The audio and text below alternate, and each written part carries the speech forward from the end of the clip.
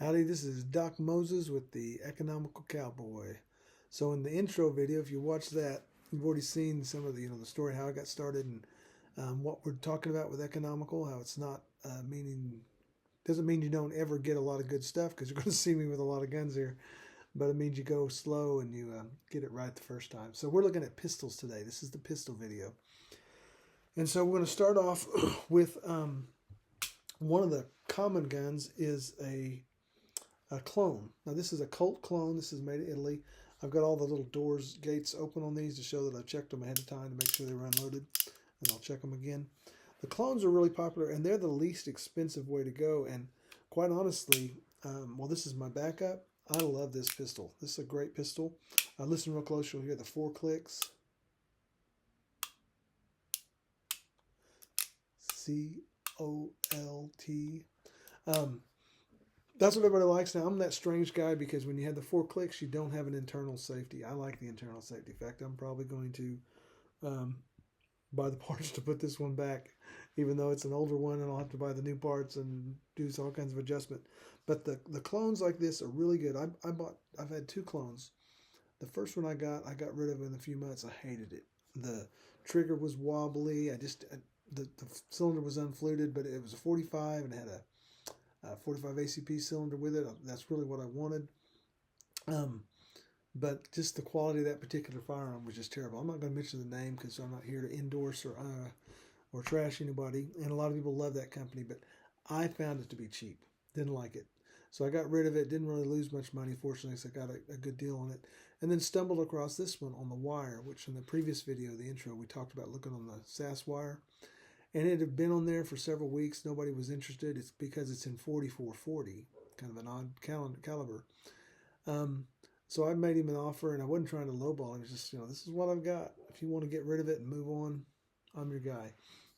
So he did, and so we bought it, and he's happy, and I'm happy. And like I said, I love it. This one, the trigger is not wobbly. Everything is really tight. It's a nickel-plated gun, and what they did with the Birdie is they took a stainless gun and they nickel plated it. So I've got stainless and nickel plating, and it's in really good shape. Made in '98, I believe. The serial number, the last number is hard to read. It's been kind of worn off, but I think that's when it was. Now you might be able to see there's a little bit where that nickel plating is coming off, and it really doesn't show up there. Well, yeah, you can kind of see it there, the discoloration. But other than that, it's in really good shape. And like I said, I paid well under $500 for this firearm. Good firearm, and it came with a 44 special cylinder. So I can put this in. It doesn't look as cool. And shoot 44 specials, which you can get all day. And 4440 is hard to get. Now, that is one thing real quick to say about 4440s. If you go with an authentic caliber like 4440, most of the modern guns use the 44 Magnum size bullet and the 44 Magnum size barrel and cylinder. So if you buy an authentic one, the bullets are 427 diameter, where 44 Magnum is 429, or 44 Special is 429. It won't blow up your gun or anything, but you'll have accuracy problems with them, and vice versa if you're running a 427 and a 429 barrel. So be aware of that. Know that if you get it, what you've got. If you've got one from the 1800s or before 1920, 1930, it's probably going to be the smaller bullet. But anything made in the 90s on seems to use the 429. So that's a clone, a Colt clone. It's a little bit lighter than the next firearm we're going to look at, and they're quite common in our game, in our sport. Lots of people use the clones. I prefer the little shorter barrel, but this is a 5.5 inch barrel, and that's really what most people who are shooting clones shoot. Then we get to Ruger, the most common, and this is a Ruger Old Vaquero. It's the same size as a Super Blackhawk, and this is in 44 Magnum. That's my caliber. I'm a 44 fanatic. Now, it comes with a different hammer. It comes with a hammer that's taller, like this one. See how much taller the hammer is, the wave when it goes up. And I replaced it and put in a Super Blackhawk hammer. Super easy to do. I'm not a gunsmith by any means. And this one has longer grips, grip extensions, because I want to see what that felt like. So there's ones with the regular plow handle grips, they call them. And these extended grips are to imitate the the Colt Army. Had a longer grip, 1860 Army. So this is the old Vaquero. They don't make this anymore. It stopped making it in 2005, something like that. But they do make the new model Vaquero, which is really, in many ways, a better gun. Not as rugged as the old model, but the loads we do in cowboy action shooting, you're not pushing the envelope for loads. And it's lighter. It's smaller like this Colt clone. And so it really fits the hand better. The original Blackhawks were also the same size as the Colt clone. So those are my two guns. That's this one is my, you just shoot it with left hand. This is my right hand. And it's also an old Vaquero, only it's blued. And so, you know, one of the things with Economical Cowboy is you look for the good deal, and when you find it, you take it. And so I wanted to get this, two of these, but it's too much money. I found this one's a great gun. I actually think it looks great. It's just the practicality of stainless steel. Now this one, because I'm being economical, I'm a 44 fanatic, like I said. So I wanted to try 4440, but I don't want to buy a bunch of 4440 guns. I mean, it's hard to get ammo for them. I had to wait 6 months for brass so I could reload for it. But as I mentioned on the first video, I got into this because I had a fluted 44 Magnum cylinder for my Super Blackhawk. Well, I kept the cylinder when I sold the gun, when I replaced it with this firearm. And so in here is this 44 mag cylinder that got me started in cowboy action. And this is what came with this gun, the 4440. So I was able to have both experiences on the same firearm. And because it was 4440, it cost me a little bit less than if it was a 44 mag, because this is the desired length for the Rugers, the 4 3/4. And that's really kind of what people who are shooting fast kind of want. Now, I'm not fast, as I mentioned in the previous video. Now, I talked about in the previous video how 22s are a great way to go, especially if you're first starting out. So I have my 22 handguns. The first one I bought was this one. I bought it early during COVID. Had to order it off Gunbroker and got a good price for it, but paid, you know, what it was worth. They're the same as the single 6, only it's aluminum and it's Cerakoted. It's much cheaper. But the grip here is the same as what's here on my old Vaquero and what's on a new Vaquero. So I can even switch the panels on them if I want. And they come with really thin panels. That's good for getting your hand around them. I think they're great. And so then one day I was at the gun store and saw this one used, so I picked it up. And that's about the time I ran out of primers for my big guns. And so I started shooting CAS with 22s. And I have a 22 rifle you'll see on the rifle video. And that's a great way to go. Great way to go. You know, start off with what you've got. If you don't have $900, $800 to add another pistol, these are. And then I bought a third one for a brand new for way under $200. Just found it at the store, happened to be that price. So I've got one of each of the colors. So great, so fun. Sometimes just to pick up and grab a couple of boxes of ammo, grab your 22s, and go out to the CAS match and shoot it and have a good time. The downsides of 22s is they just don't take the abuse. I don't mean they're going to break on you, but they're really not made to be shot as many rounds and as fast as we shoot them. So you're going to have a few more problems with them. But I would highly encourage people to get a set of 22s and shoot those once in a while. And if they're starting out I started out with one 44 Magnum Super Blackhawk, and I had a 22 lever. They weren't legal then. 20s weren't, but if that's what you've got now and people are allowed to shoot 22, even the state championship in Texas as a 22 category, just keep the 22 rifle. If I was doing it again, I'd keep my mag, and then I'd buy the shotgun and then buy a 22 pistol to go opposite my 44 until I got the money to get, another lever gun or another pistol to match. And then you watch the wire and you look for good deals. And then when you have good deals there, you save some money because we're being economical, right? So that's what we did with that. So let me look at these, make sure. Now, the mods people do, they do a lot of modifications on the rifles. They don't do a whole lot on the pistols. Some people you can, and they'll have a short stroke where this one's cocked all the way back to here. They'll short stroke it so that it's cocked to about right there. Well, that's not a big difference on a pistol. Now, on a rifle, it's a pretty big difference. And so the only real mods people do is they'll put in a smaller spring in here so it's easier to cock and easier to pull that trigger. And they'll sometimes replace for a lower spur on the hammer, which is what I did because I have recently switched to shooting one-handed duelist, and so being able to reach that, it's a lot easier. And that's the other thing about the Rugers, the Ruger big guns, centerfire guns. You can dry fire them. You're not going to hurt them.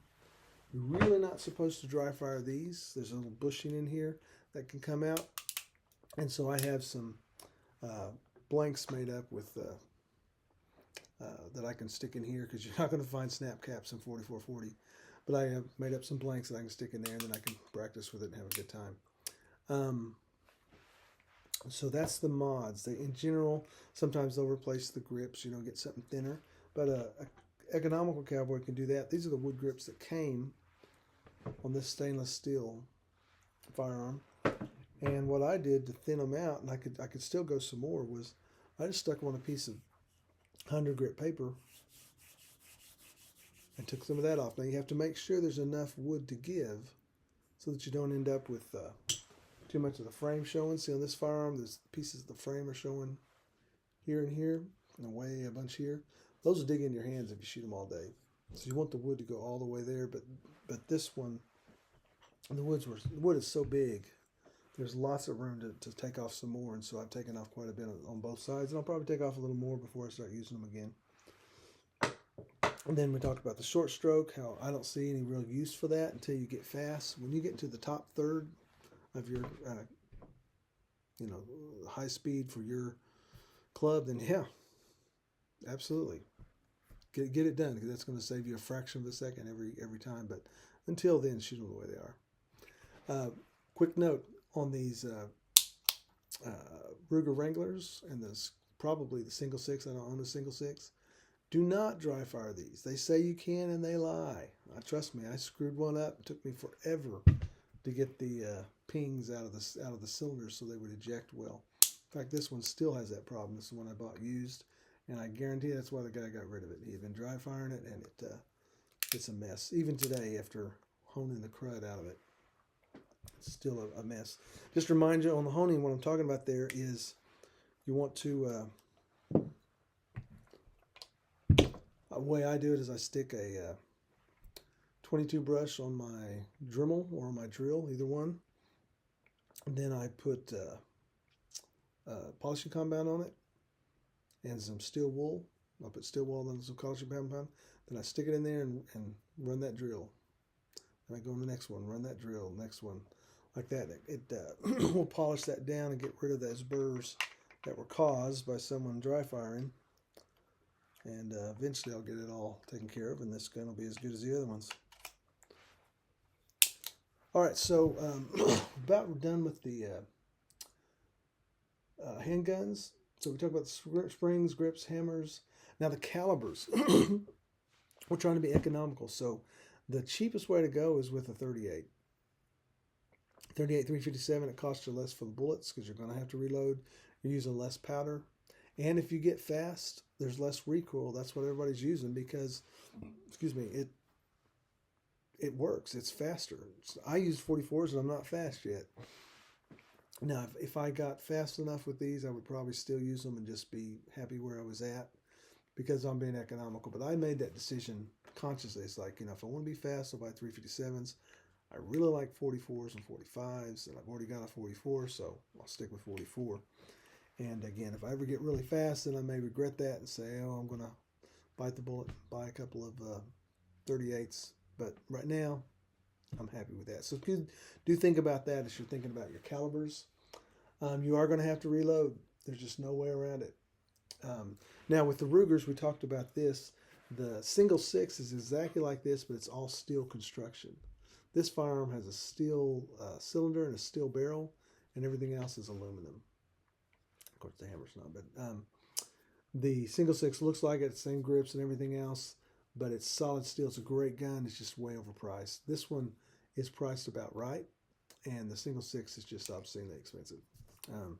So you can't afford it. That's why they came up with these.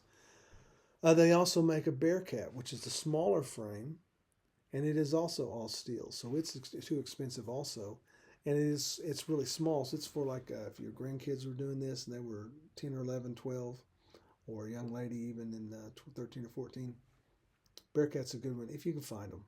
And they're stupid expensive. So really the Wrangler. And the other brand that I don't have a copy of is the Heritage. Heritage makes a nice gun. It's a metal gun. It's less expensive than these. These are about $200 brand new. The Heritage revolver is cheaper. Quite a bit cheaper, and it's got a bunch of different barrel lengths. They've got some with the bird's head grip, the small grip, and all kinds of neat stuff. And they're good guns for what you pay. They'll do the job. I do like the Rugers a little better, and I went with the Rugers because the grips are the same as what I've got here. So if I shoot a match with these, and I do about a third of my matches with my 22s, it's the same thing I'm doing with this firearm, and so it should translate better. And I kind of have turned into a Ruger fanboy a little bit. So we talked about on the Rugers you'll also see Blackhawks, and the Blackhawks are the size of the clone, but they have a flat top, and they have adjustable rear sight and then the front sight. So you can't use them in all the categories, but a lot of shooters use Blackhawks, not Super Blackhawks, Blackhawks, because they're that smaller size and I think they look fantastic. But I went with the Vaqueros because, I really got into the Cowboy side of it. And then there's the Super Blackhawk that I started with. It looks like a Blackhawk. It's just bigger and heavier. And it's for the things like 44 Magnum. So any of those will work. So if it just seems like confusing, the Blackhawk, Super Blackhawk, Vaquero, which is which, and well, they're all if it's new Vaquero or Blackhawk, they're the same size. If it's old Vaquero and Super Blackhawk, they're the same size. And the old and the Super Blackhawks are big. Let's see, so springs, look at those guns. Now, the only other guns you'll see that I haven't ever seen in a match, but they have side matches where they'll use pocket guns, little bitty guns, and then Schofields. Those are the top break ones where they break open like that. Those are intensely cool. They don't shoot quite like the single action army, and like I said, I've never seen one in 3 years. Again, I don't go to a lot of matches. I'm a one match a month guy. Again, being economical. And then you may see a Remington, which will look like this, only it's got the big rod underneath the barrel, kind of at an angle, a triangle rod. And again, I haven't seen any of those either, but they're out there. So that's kind of the pistol breakdown. The cheapest route to go, and they're good guns, is the clone. It's going to run about $100 a piece less than a full-size Ruger, and they're good guns. You just probably want to handle it first. Remember that other brand I hated. One of the idiosyncrasies of the clones and the real Colts is the trigger's off center a little bit. I don't know if you can quite see that. That kind of freaked me out, but this is a good gun. Trigger's good. This quality firearm, I would trust it. I'd trust my life with it if I had to. So these are good guns. This is the cheapest route to go for the short run, for sure. And if you like them, you can shoot them forever. The guy I copy the most at our club shoots these, and he's been doing this for 15 years. The long run, the cheapest gun in the long run is some kind of Ruger, because the Rugers just don't break. They look the same on the outside, but their internals are all modern. These are copies of 19th century internals, and so they use a lot of leaf springs because they didn't make coil springs very well. These are a lot of coil springs. They don't break nearly as often. So long run, the Ruger, and there's about $100 to $150 difference in cost depending on which Ruger you buy and when you buy. But with the clone, you may want to buy a third gun so that you've got a backup, and it's in your cart with you at each meet. So the breaks on you, you get a couple of misses from your gun not firing, but you don't have to sit out the rest of the match or borrow somebody else's firearm. So that's kind of our summary of pistols or revolvers. Some people get mad if we call a revolver a pistol.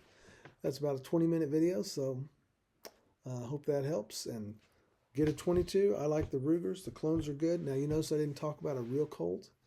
Well, these guns are about $800. A real Colt is about $2,500. This gun's about $550 or $600. So I don't even contemplate a real Colt, and it doesn't really trip my trigger. The last thing people will do, someone will get authentic guns from that era and restore them, you know, from the 1800s. Again, not my thing. I like to be able to just shoot them and have a great time and not worry about a piece of history. So the facsimile is close enough for me. Have a great day, and I hope that helped. And look for the other videos. There'll be one on rifles, shotguns, and costuming, as well as the intro video.